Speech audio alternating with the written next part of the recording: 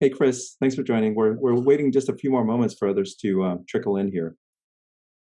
Okay, great. I was going to try to put an ocean background in, but I can't seem to find it. Yeah, it might be interesting for you to explain to Chris what you just mentioned, because it might be something he might be interested in, because he's done that before. Which one? Workshops with youths on sustainable living and things like that. Oh, yeah. So Chris, I'm not sure when you popped in, but I was just sharing that. And Brittany, you should be interested in this too. I hope you're there tomorrow. Brittany actually joined one of the training events to present, to share information on circularity. Anyway, so tomorrow we're concluding this almost 3 month STEM competition. So every year we have this event where we invite kids from across the state, not the state, the island rather, to compete with this program where we pick a theme, a problem theme. The first year we did plastic pollution. The second year we did COVID resilience. And this year the theme was the United Nations SDGs, just sustainability in general. And they form these teams. They work together to identify a problem statement. They get training on the engineering design, design thinking, and so on and so forth. And they come up with these solution concepts. So at a certain point, which they did already, they submit their engineering notebooks, they submit their engineering report, and they submit a video presentation of them sharing, socializing their concept. And then tomorrow they do a pitch. So they do a pitch in front of judges. And we started with 10 teams. We now have 5 in the finals. So they do their pitches, and that will be the last part of the judging component. They're also judged on the quality of the artifacts, right? The reports and so on and so forth. So that's happening tomorrow morning. And this year's theme, as I mentioned, is the United Nations Sustainable Development Goals. So we have students, teams working on food waste, on sustainable transportation, on energy, that sort of thing. And we're looking forward to concluding it. I'm also looking forward to concluding it because I'll have a bit more free time and Peter's celebrating. Okay. I think we should get started. I know we may have other people trickling in here, but Peter, you have this recording, so we'll be able to socialize this with the rest of the board and also the other folks who are not able to make it today. And Chris, since you're new to this, I just wanted to, just highlight that this is every Friday we hold this Pau Hana. It's a very casual thing where we have the Sustainable Energy Hawaii board members, along with anybody in the public who would like to join to essentially talk story. We talk about energy, we talk about affordable, efficiency, we talk about a whole bunch of stuff. And we record this and we socialize it with others so that the knowledge we gain here can be spread. So I was introduced to Chris Belknap. He's an architect way back in the 90s when I introduced a resolution that they requested to recognize the 25th anniversary of Earth Day. That was back in 1995. He was back then, and pretty much still is, ahead of his time, I think, by establishing community vision centers for sustainable living communities. And back then, very few people were talking about that kind of stuff. But he just returned from his travels and escapades throughout the world. And upon his recent return, we got together and he was explaining to me what he was doing. And one of them that caught my mind, that thought maybe this would be very interesting for our group to hear about, was his Grow Green Power initiative that establishes a group for sustainable energy as well as agricultural sustainability. So maybe he's got a long background and he can introduce himself a lot better than I can. So, Chris, why don't you take it from here? Okay, well, aloha, everyone. I did return on August 22nd, rather abruptly from where I'd been living in California, and a whole series of things brought me back here for apparently what I look at as kind of a forced spiritual reboot in many ways, but very good. And I'm still trying to get myself established here with some, manner of cash flow on a couple of projects. But I lived in Hawaii from 1980 to 96, and it was a huge immersion. The first 3 years were basically to come here, and I worked with WATG architects, and then I was surfing. That's what I came here to do. But 3 years in, a lot of things changed, and I eventually, by 1986, was very active. And I thought, Jerry, what I could do is, I've got things, if I share my screen, it'll make a whole lot of sense, more sense. It's a fair amount of information, but there are 3 components to it, really, that came out of Hawaii. So let me share my screen so that we got something to look at. Whiteboard. I'm seeing a whiteboard. How do I share a screen? Noel, can you help him with that? Yes. If you don't see the share screen option, there's the more button at the very bottom of the screen with the 3 dots. You should be able to see share screen as one of the options there. I pulled it up, and the one that's highlighted says whiteboard. Well, I just want to show my desktop, and then I can pull things up quickly. Are you able to select share screen? Let's see what happens when I do that. No, that's just a whiteboard. So what I want to do is share my screen. Okay, when you click on share screen, it should give you a bunch of options, like windows that you can share. Yeah. And you can just select the window or the application that you'd like. Okay, then that's what I'm going to do. Okay. See how that works. Okay. There you go.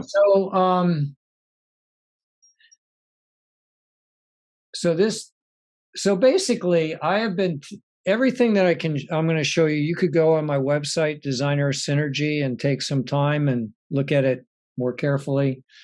But there's a lot of images on that. If you don't have a good connection and a big screen, it's a little bit cumbersome. So I put these things into PDF files so that I can navigate it quickly. Okay, I'm gonna go at hyper speed here. When I was here, there were 3 things that came out of what I was doing. One was what you see down in the lower corner, which was the event that Jerry was talking about. I was very involved with a group of people trying to do community visioning.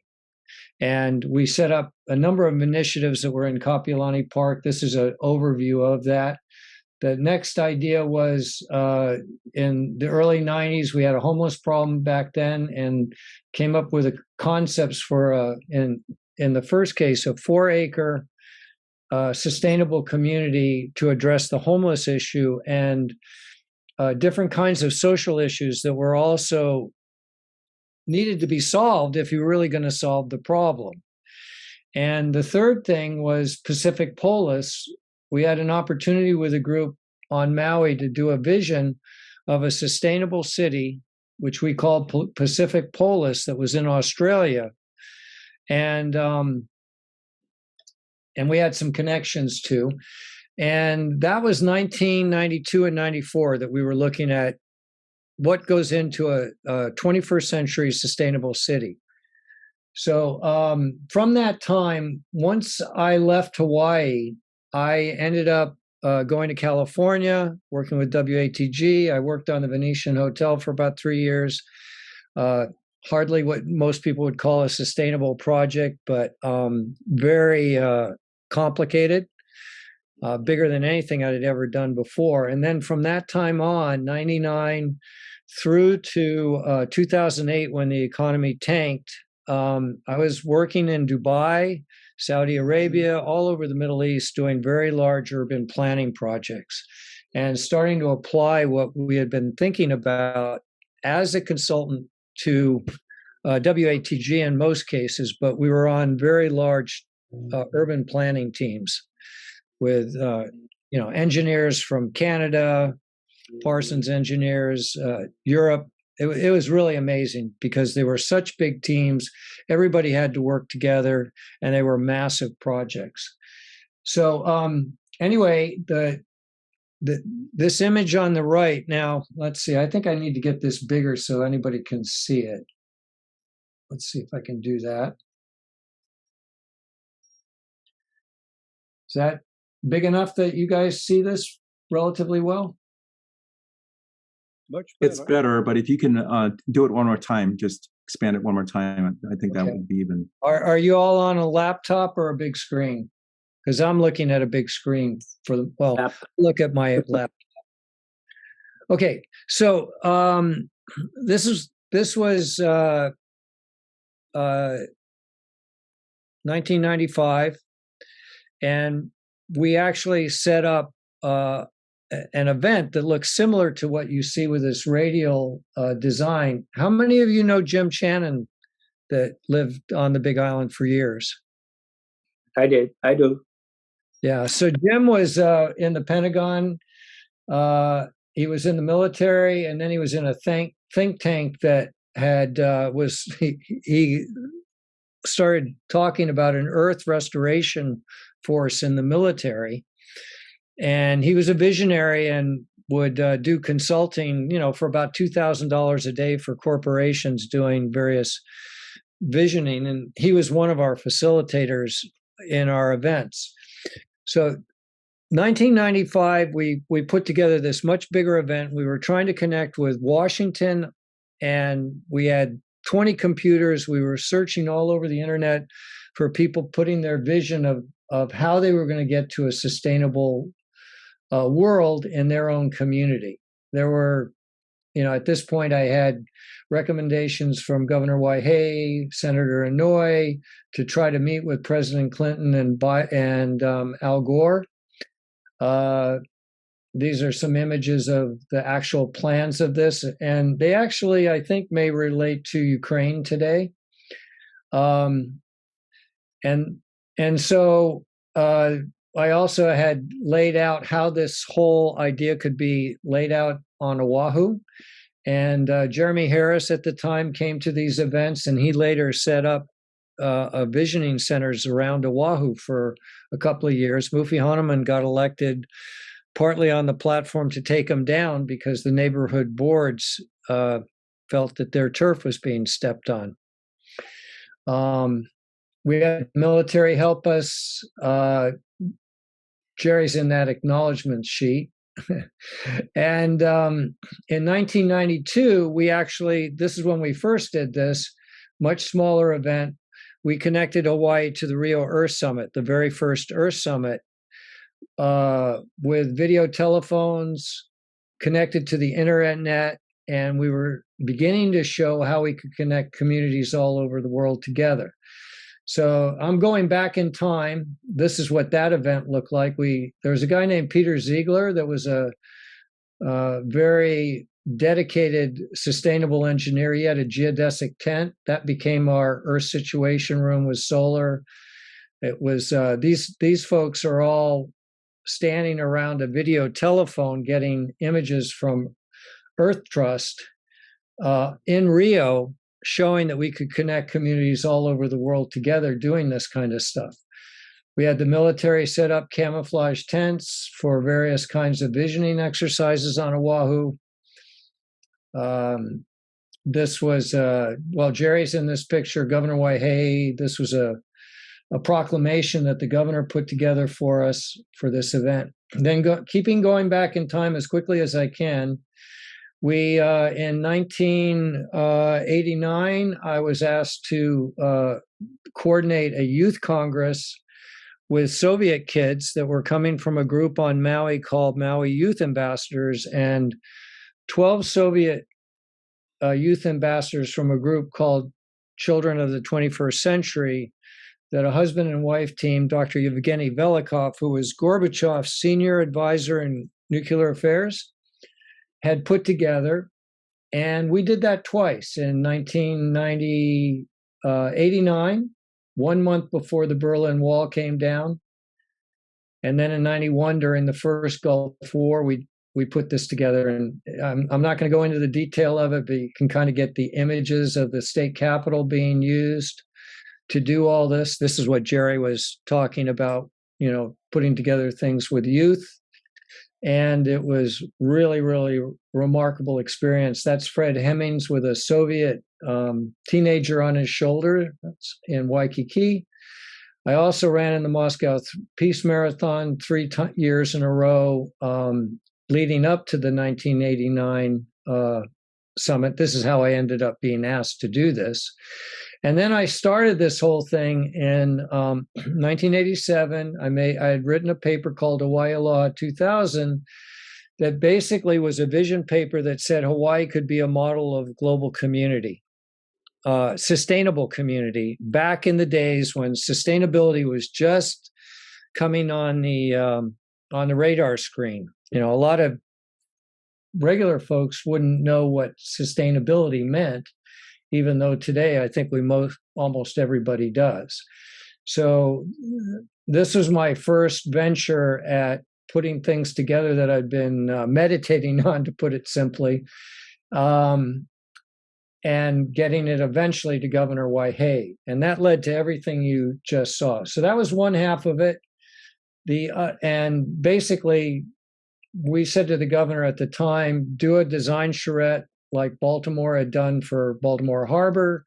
He did. He launched the Reawakening Design Charrette, and Aloha Tower Marketplace is one result.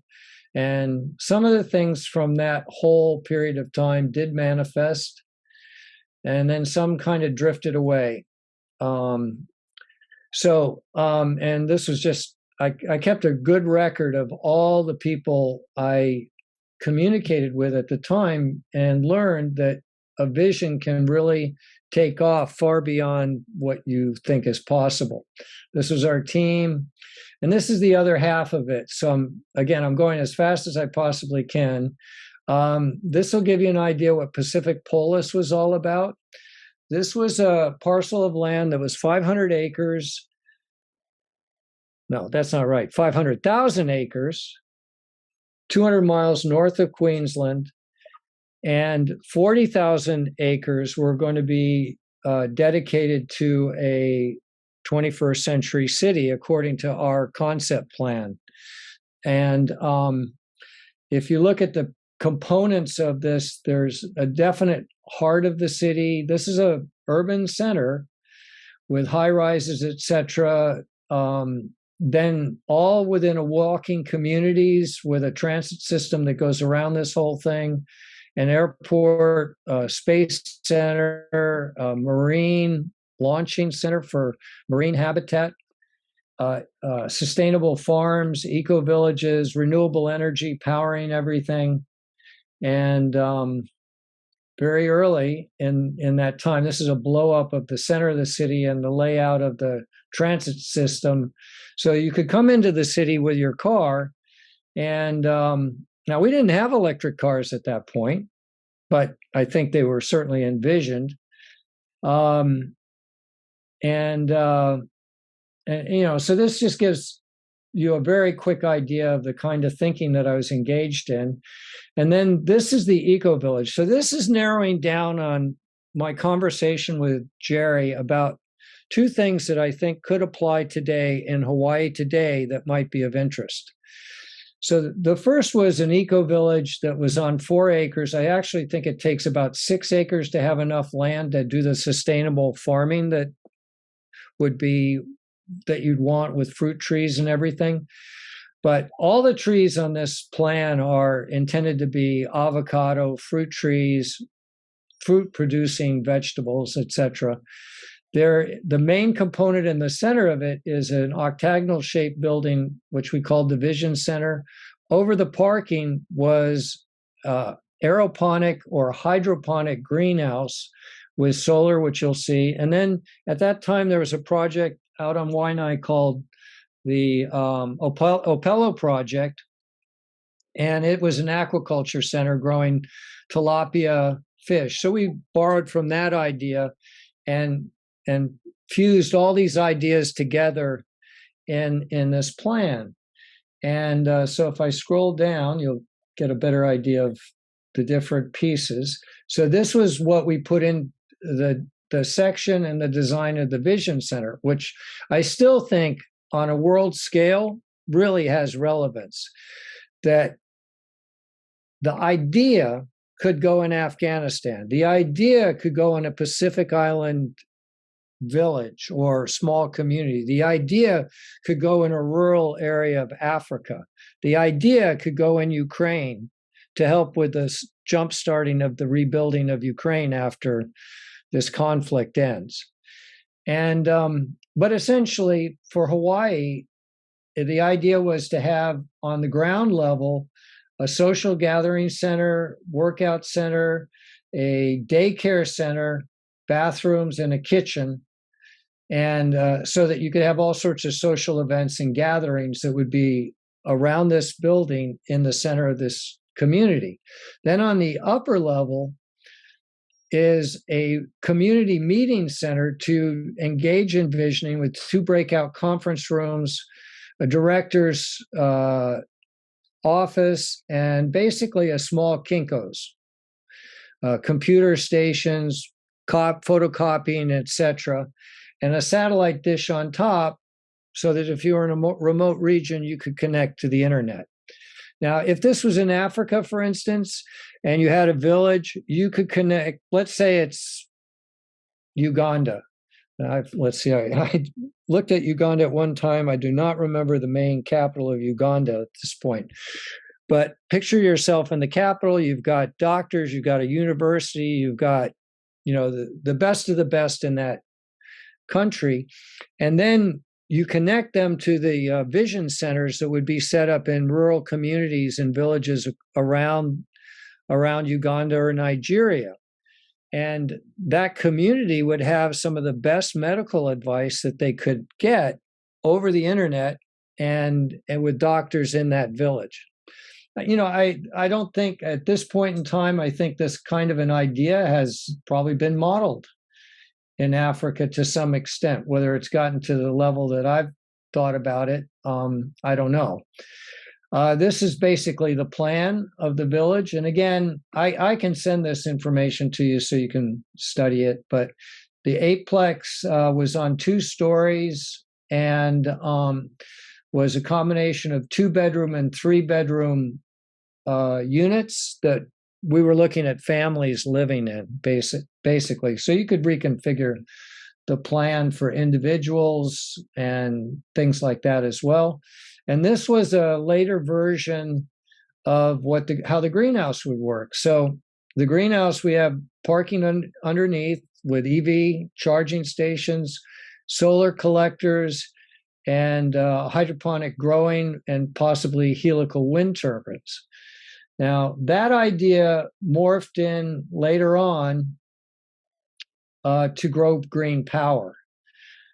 The last time I tried to get one of these things to happen was 2006 and 2007. There's a woman, Jaylene, she changed her name. It's Kanani or Kalani. I haven't been able to reconnect with her, but she discovered my website in California.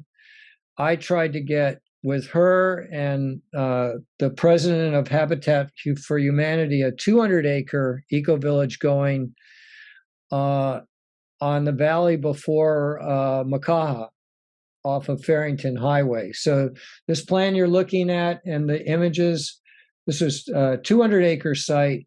It had a combination of 7 of these eco-villages, 1, 2, 3, 4, 5, 6, 7, 8 with greenhouses and power. And then it had a Habitat for Humanity area, and it also had single-family dwelling units as well in the plan. And we never got funded. So this is kind of a blow-up of it.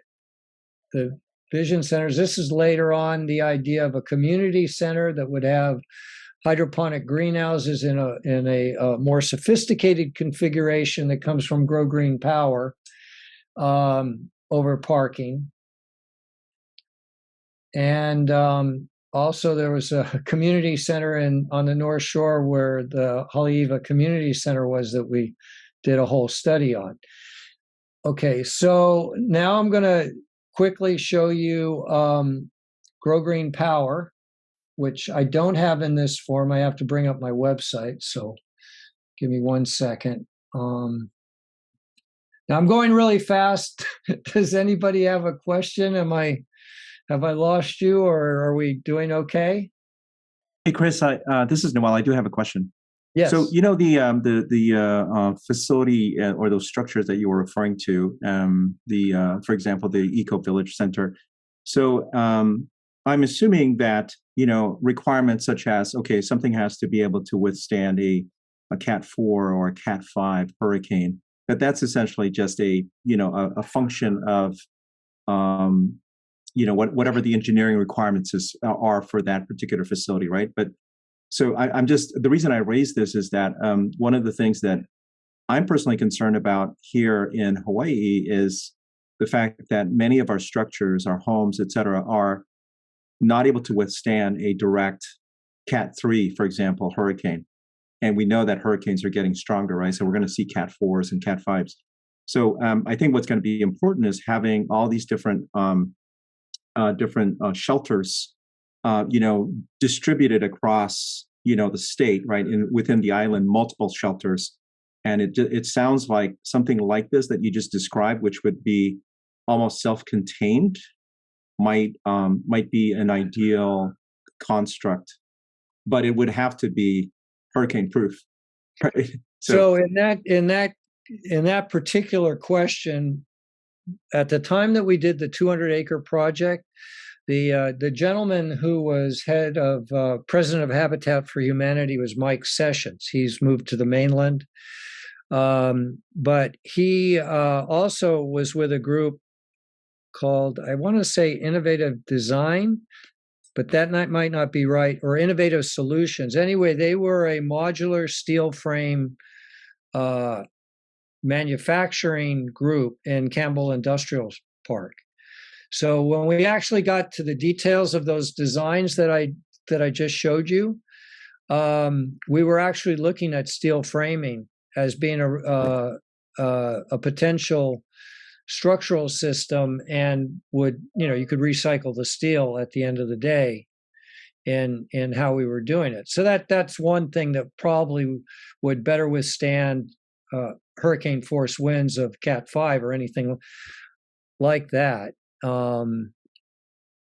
Should that happen to Hawaii, and of course it can. And that's part of it. Well, with Grow Green Power, that's a central part of it, is that I understood years ago that we were potentially facing really serious food shortages with the increase in climate change. And so with forest fires, Category 5 storms moving up. Now, last year was not too bad in the Gulf, but the year before, I believe there were 5 Category 5 hurricanes that went right up through New Orleans. And then they went, as they spun out, they went right up into Tennessee and then looped out, causing, a huge amount of flooding, etc. So I believe one of the things that the United States needs to do, Hawaii needs to do, the world needs to do, is we must think strategically about certain things relative to what's going to happen in the next 20 years. And one of them is, well, we got to, as quickly as we can, convince Vladimir Putin to end his conflict because we all have to work together. That's what we need to do. And it's the same with the Chinese. So, and one of the things is to set up around cities everywhere that we can, something like a Grow Green Power Center will produce a real wide variety of the vegetables that every city needs in a climate-controlled environment close to the city.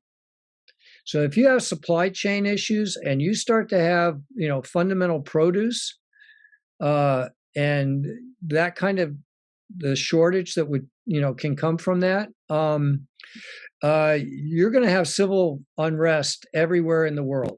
I mean, we saw it with COVID. That people will react in a way that can really make, the spread of disinformation, conspiracy theories, fear, and suddenly you have serious problems that can be overwhelming. So I've always felt that these greenhouses at this scale, the technology has been around for over 60 years. Now about 80 years from when I first learned about it, coming out of Holland. And this greenhouse that you're looking at primarily produces, I need to go to a different graphic. I thought I had the right one. Yeah, Chris, we don't see anything on the screen at the moment. Oh, you don't? Wow. Yeah, there's just a partial view of a screen.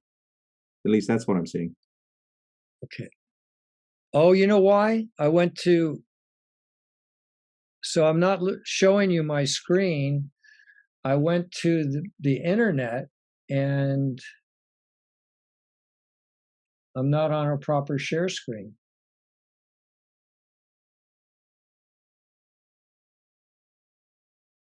So you haven't seen any of this stuff. Okay, let me think. Okay, I have this in another PDF file, which I think I can show you, and we'll just have to work with that. Just give me a second.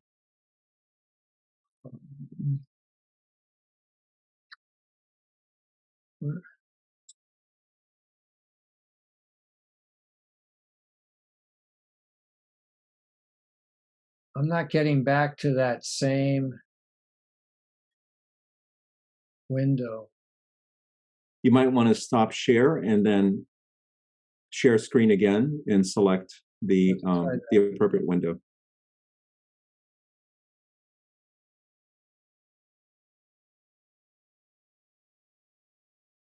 Okay, I think I have it. I think I have it here. So this whole thing that I'm about to show you is, well, I'm not going to show you the whole thing because we're focused on one component of it. But I've been working at the level of thinking about urban cities all over the world becoming carbon neutral. And that's what I spent all of COVID doing in California, was trying to get the first one going in California. Now, you can see this, right? Are you seeing what I'm showing you? Yes. Well, I see the PDF or the 20th century net zero smart cities. That's what I'm seeing right now. Basically, this revolves around what we were talking about. I called it the 5 critical challenges: population growth and carbon neutral cities, smart cities, sustainable clean energy, transportation infrastructure, global poverty, and balanced global economic systems, war to peace and the path to a sustainable world community, climate change, and global collaboration. So I define this as that all of these have to be handled if we're going to handle climate change. And I feel that by defining it this way, it gave me a way to focus, which was that when I look at all of it, what could like one group do? And to me, it was carbon neutral, smart cities worldwide as much as possible will drop the carbon footprint and address most of the economic issues if it's done correctly. So I want to get back. I'm going through this whole thing to get you to the Grow Green Power images. I hope I have this at the end. Darn.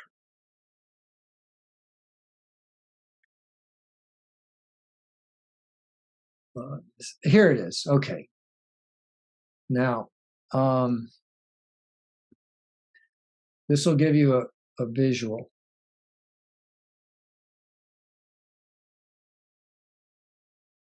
Okay, what I'm talking about is 100 acres under glass.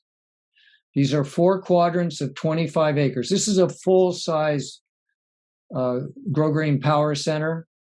It produces a huge amount of vegetables, 30 times the yield of normal agriculture, is the basic way it's described, in a climate-controlled environment, 365 days a year. And it could be in Dubai.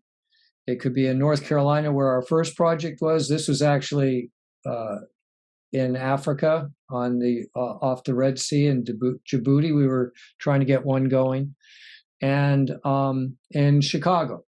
And the reason is that we're combining the greenhouse with a biomass power plant and/or geothermal. So these are geothermal. This is a geothermal power plant station in Djibouti, was the idea, where they do have it, as you do in the Big Island. And then the biomass plant, we were typically looking at a 50 megawatt biomass plant that would primarily be using MSW from any city, turned into an engineered fuel, then burned in the cleanest way possible in a biomass facility, generating 50 megawatts of firm energy. And then the other, these are solar concentrating solar collectors that are out in front and in the back of it. The central support building at this scale is 250,000 square feet. Basically, what you have is a front office, administration. Then you have a central packaging area. Then you have the loading docks and cooling rooms for the produce. And on each of these wings are the mixing tanks that mix all the nutrients for the hydroponic solution and the recycling. So the water tends to be recycled about 5 times before it has to be dissipated. And in a place like Hawaii, you have retention ponds. You can collect the water off the greenhouses, so you can store your water in a place like Hawaii. Now, what it looks like when what goes into these greenhouses, on the left side here is kind of what it looks like inside one of these things. So on the left, you're seeing where my pointer is. This is the troughs that tomatoes grow in, and it's all varieties. These appear to be cherry tomatoes or regular beefsteak tomatoes, but all varieties, very high quality, and very consistently produced. This is at the vines grow up 6 feet. The fruit is always at easy picking level, and once it's in production, it just keeps going. And so you can see this image is of the vines going up to the sky for regular solar energy, as well as additional growing lights, which you see here. This is actually a facility in Maine. And these are the crops. The main crops are the tomatoes, cucumbers, and peppers. But then you can go into blueberries, strawberries, varieties of lettuces, all sorts of herbs and microgreens. And if you do what we were talking about doing, you then take one of these facilities and you can create different climate zones within each of these quadrants for the right climate for those crops. If you produced only tomatoes in this, you would way overproduce what Hawaii needs.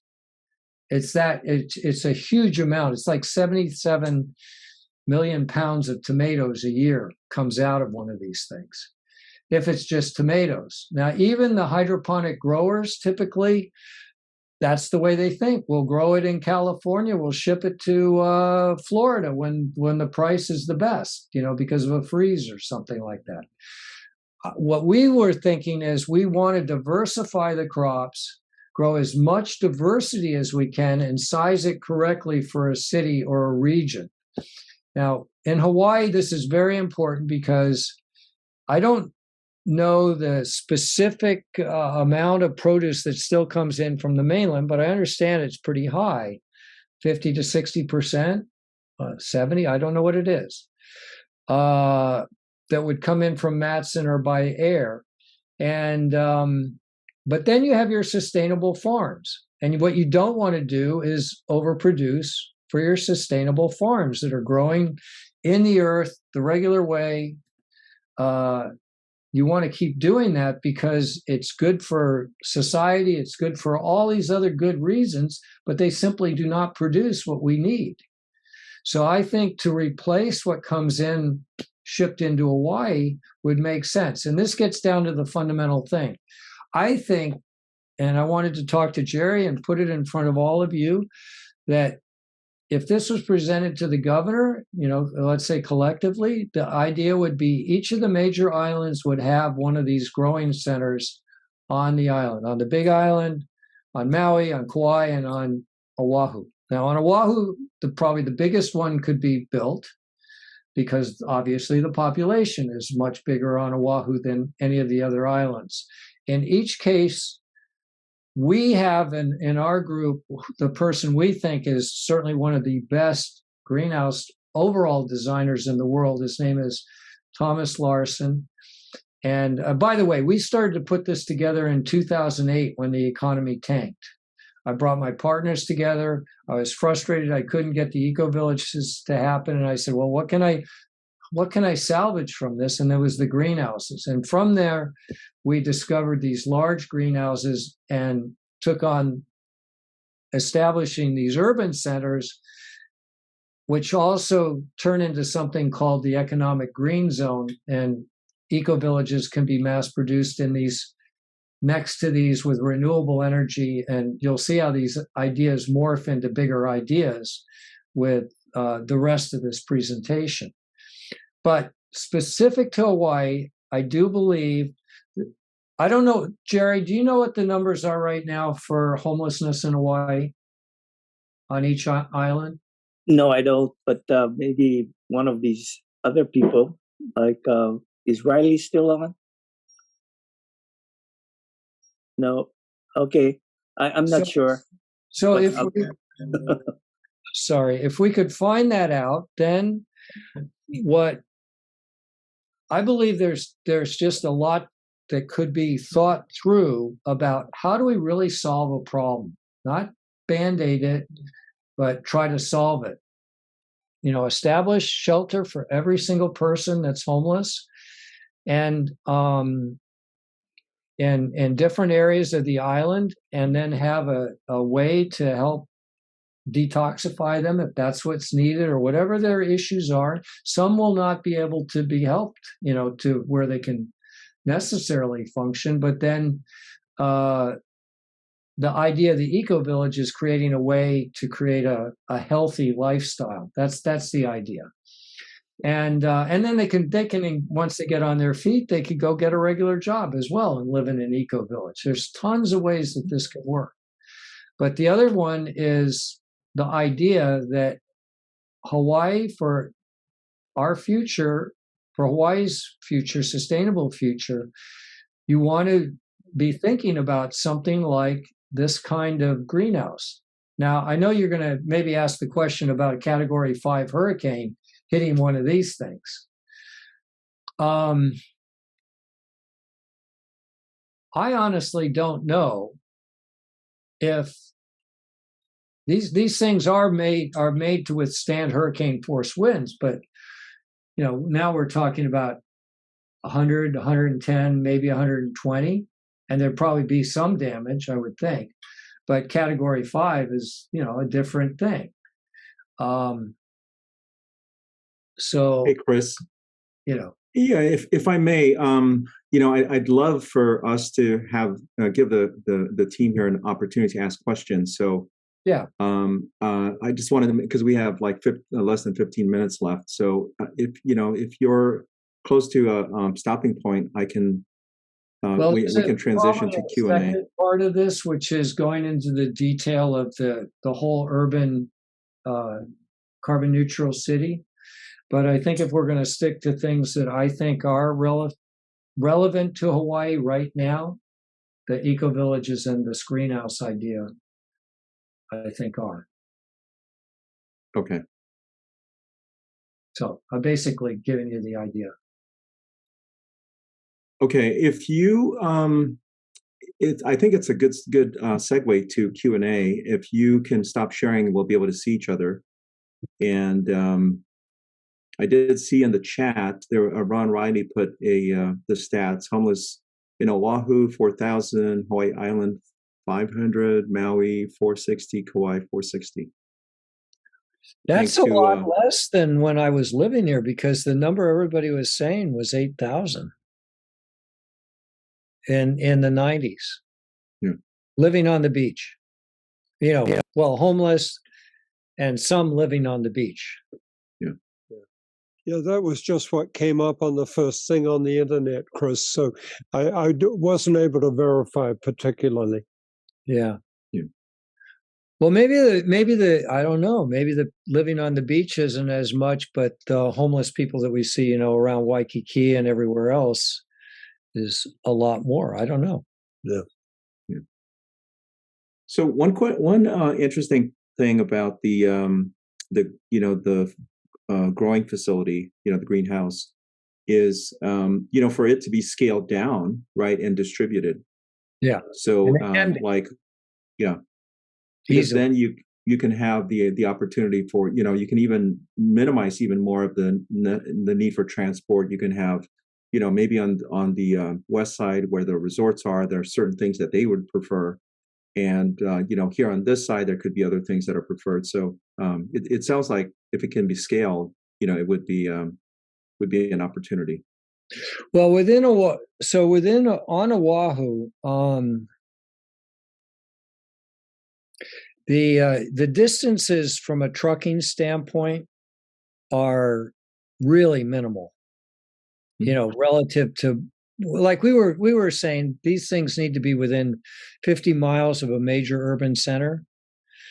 And on the mainland, another thing that happens with that is that your MSW are normally, it goes to transfer stations, and then it usually will go out away from a city, at a range of about 50 miles, let's say. And then that's where the landfill is. And they're trucking this stuff every single day. Now, I know, or I would assume, there are trucks going to H-Power every single day on Oahu. I mean, there's a fleet of them that must be heading in that direction to keep that stoked all the time. But anyway, if you were going to do a central, like one that is really sized for Oahu, Waianae might be a place, but I know there's very large agricultural tracts on the North Shore above Haleiwa. I think there's about 1,400 acres of Castle Cook land that they're currently turning into parcels. That's one area. There's flat land down by Kaena Point, Dillingham Estate. That's old sugarcane land that you need for that facility you saw. You need about 150 acres in that kind of a configuration. And for Oahu, you probably wouldn't build something that big. Mm-hmm. Again, it would, what I would do is get Thomas Larson over here. We would bring a number of people together to collaboratively think through, get some metrics so that, the state has all this information that can be gathered so that you can get a pretty good sense of what we would be trying to achieve in terms of the amount of produce. And then that goes into the design. The climate here is different than North Carolina where we were doing it. I don't think biomass probably makes sense at all for climate control. And you're already doing it with H-Power. Could H-Power be cleaner? Absolutely. I'm pretty sure that's the case. But Yeah. Jerry, you're muted. Chris, we're all from the Big Island, so we concentrate our efforts mostly on the Big Island. So, talking about Y&I and HPAR doesn't mean much to us except for on the state level. You guys aren't red and blue islands, are you? We're all blue. Well, the interesting thing is that the Big Island is so big, right? The footprint or the there's the area. Yeah. That it is slightly different. I mean, you could easily put one over on the Hilo side, one on the Kona side. Type of thing. These facilities be built on lava land? It basically needs to be level, but they don't have to be leveled. They can be tiered. In Hawaii, you would almost certainly have retention ponds, because you are going to be able to collect your rainwater and store it.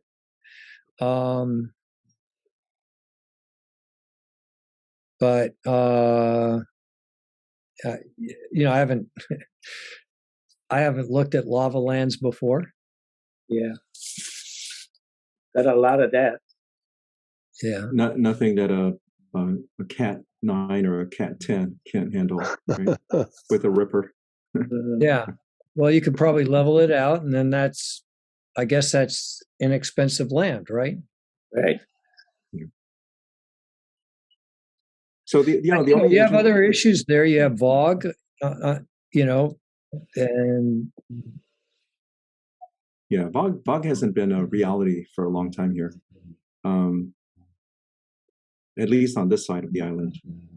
Usually happens when Kilauea is active and dumping into the ocean.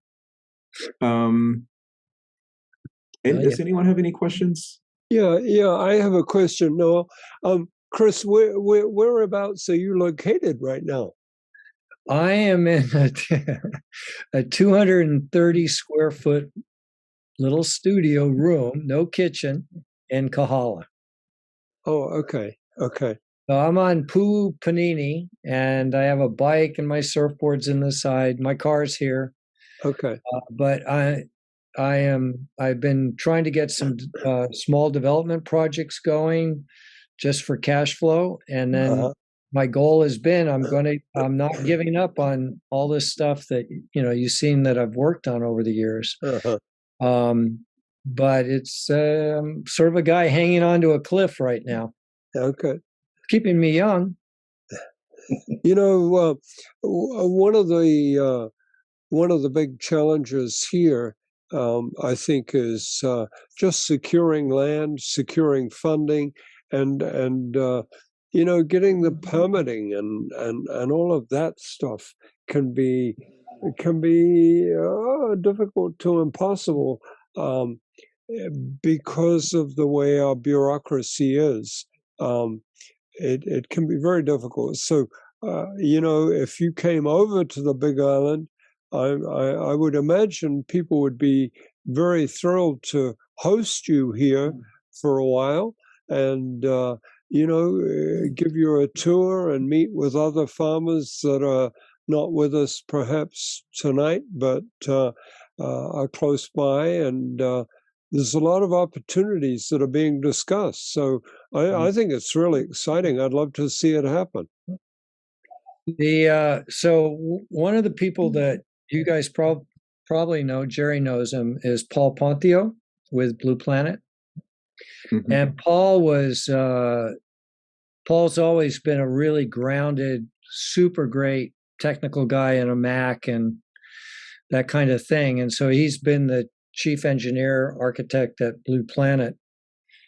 And I was thinking that if we had a plan that we could jointly come in and present to the new governor and kind of in the way that I did it years ago, but a lot faster with more support from the beginning, and potentially one of these high net worth people that does live here funding, an effort to do this, and then present the idea that this is a model. What, again, it gets back to saying that Hawaii can be a model for how to think about these things worldwide.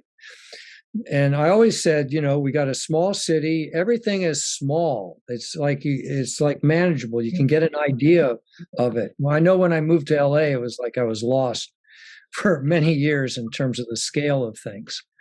And now I'm actually working on that kind of a scale again. But coming over, making presentations, getting people to know that I exist again, and get these ideas out there, right? And think about it, and then try to get a group that is funded, because just the work to organize, where I find that I've been, in my career, just found it really difficult, is the upfront funding for something is essential. And I've always done it on almost nothing. And so there needs to be some funding, and then a linkage back to the governor so that he knows that this is coming, and we get back over there at the state level and then look at it for each island. And the connection back to Hawaii, the island of Hawaii is an innovation center. That's what it always was. It's a place where people innovate. So it's doing what it should do. If there's a group like yourselves that can be the sponsors, essentially, to bring the idea and present the vision of it. And maybe by that time, things like the eco-village will make more sense. The other thing is the eco-industrial zone, which I'd need to explain maybe next Friday. Again, I know I'm pretty long-winded, and it's not that I really liked listening to myself, but I just don't know how to get this out any quicker than I have. Well, Chris, I'll just say, key takeaways for me is that there are important problems that we have here in the state, right? I mean, you mentioned homelessness and trying to connect the dots between what you do and that problem is, one thing. The other thing is, we're striving to address food security, right? Mm-hmm. Recognizing that the supply of food that we have here in the state at any given point in time is, a very finite amount. And should the ships stop coming because of whatever, we'll be in dire straits. So there's a recognition that we need to address that issue. Mm-hmm. And clearly, local food production is a solution. Mm-hmm. The challenge, of course, is being able to produce the food that people want to eat, right? So there's a little disconnect there, and something that obviously could change over time. The last item is the whole smart cities, concept where we can reduce our energy needs, right, by having these uber efficient communities that are designed with efficiency to begin with, so that your net energy requirements are minimized, mm-hmm. not eliminated, minimized. People can still live comfortably, but they don't have to deal with a lot of energy. And that will maximize the energy, the energy supply that we can produce over time. So anyway, there are three things there. There's the energy security piece, there's the food security piece, and then there's addressing homelessness, which is, so I just, as you were describing what you described, those are some of the things that leapt out at me, and I think is worth, continuing conversations on.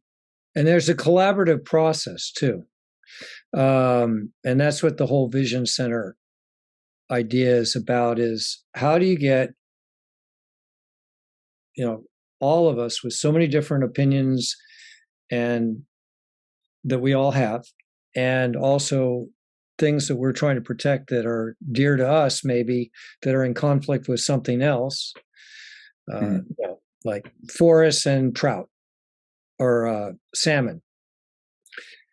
We don't have that issue in Hawaii, but there are issues. Volcanoes. geothermal, Hawaiian culture, or history.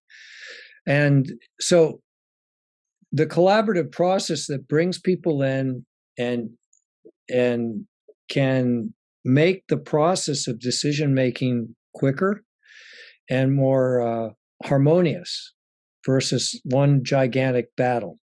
Mm-hmm. Mm-hmm. I don't know what your feeling is today in Hawaii. I know what it was like when I was living here the first time. It was like, of course, I was 27, 30 years old at the time, but I just kept thinking, and nothing on a national level is even close to what it is today on a national level. But I don't get that sense of, huge disconnect in Hawaii today. It seems to me that everybody is more and more on the same page when it comes to sustainability than certainly back in the day. So that's a good thing. Yeah, it is. It's not like everybody is completely in different worlds here. Yeah. So we're out of time. You're welcome to come back in a future session to share the other components that you haven't been able to socialize. I just want to give a quick update to the team, Mitch, especially. We hopefully the Think Tech session with Matt went well. Oh, there you go. Okay, so how do you hear me? Over? Yeah, sounds good. No echo. Okay, so yeah, I think it went quite well. I think Matt got all his points across. We went over all the legislation that he was pushing. We talked a lot about his organization and how people could actually make testimony. And so I think we covered a lot of the basics. I watched the video just to see how it worked out, and I think we got it. But I'd rather hear from you guys to see what you think, because who was this? So Think Tech Hawaii had a speaker today. It was Matt Geyer, who's with the Hawaii Environmental Change Agents. Yeah. So he was talking about the change agents and the process and all that. But thanks for hosting. And I think this group needs to get on your program again. Absolutely. The other thing I want to just give you all a heads up about is I'm really, really close to securing the tennis stadium for Drive Electric Earth Day, which could be on the 22nd or the 29th of April. And Mitch, I'd love to have the hydrogen bus there. Where is the tennis facility? It's where the Mary Monarch thing is held in Hilo. On the Hilo side, yeah. Hilo side, yeah. The bus doesn't have the range to get over there, so. Can we tow it? let's get a sky crane to fly it over. Well, anyway, they can put it on one of those trucks and truck it over. So yeah. But anyway, I just wanted to share that we are if we're able to secure the tennis stadium, we're going to have this event undercover. So we can have electric cars. We can have, SEH can be there. There'll be a lot of space for Earth Day related activities because I'm organizing it. It's going to be focused on sustainable transportation, but we can have other groups there as well. So anyway, just wanted to highlight that I'm still working with Dean Goya over at the Parks and Recs to secure that space. Anyway, that was it. Ron, question. Yeah. Just a quick question, Chris. By any chance, are you familiar with a global model that's freely available online called En-ROADS, EN-ROADS, and I put a link in the chat. Is that something you're familiar with? And no, I don't think so. No. Okay. I was looking at your 5 characteristics that you mentioned earlier. This model has 18 characteristics, and if you've got a chance, you might go there and find it interesting. And it's En-ROADS, right? Yeah, EN-ROADS. It stands for Energy Rapid Overview and Decision Support. Yeah, it's an MIT, what do you call that, scenario analysis tool, does real-time calculations. Yeah. So anyway, it's a good tool to explore. All over the world? It's available anywhere where there's internet. But yeah. I mean, is there data Is all over is the is world? the analysis is global at the moment? Yeah, takes into account global. Okay. So the other thing, Noel, is you can send the PDF links, except for the V60 one, which is the carbon neutral city. Let me present it first, and then after I do that, then just have everybody know that there's a certain proprietary aspect to it, because I'm still trying to get it to happen. So the other stuff that I sent you, they'll be able to read it and dive into it. I think. Sounds good. And then the other thing about that is that the growgreenpower.com website has a lot of information on it. I just haven't put it into the PDF form yet. Okay. So thanks, Chris, for taking time and for sharing all that great information. And team, thanks for participating as well. Unless there's any last minute comment, I think we can conclude. Good. Thanks, Chris. Yeah, great. Well, you're welcome. I really appreciate the opportunity. Jerry made the mistake of telling me that he had 2 hours and he wanted to hear everything the other day. And he went over. Yeah. Okay. Well, thanks, everybody. Have a great one. Great weekend. Right. Stay dry. Okay, so I'll plan for next Friday. Well, not so much next Friday. We'll let you know. We'll let you know when the next available time slot is. Yeah, we'll coordinate with you offline. No problem. Okay. Thank you. Sounds good. Take Thank care. you. Bye. Good Aloha. weekend. Bye.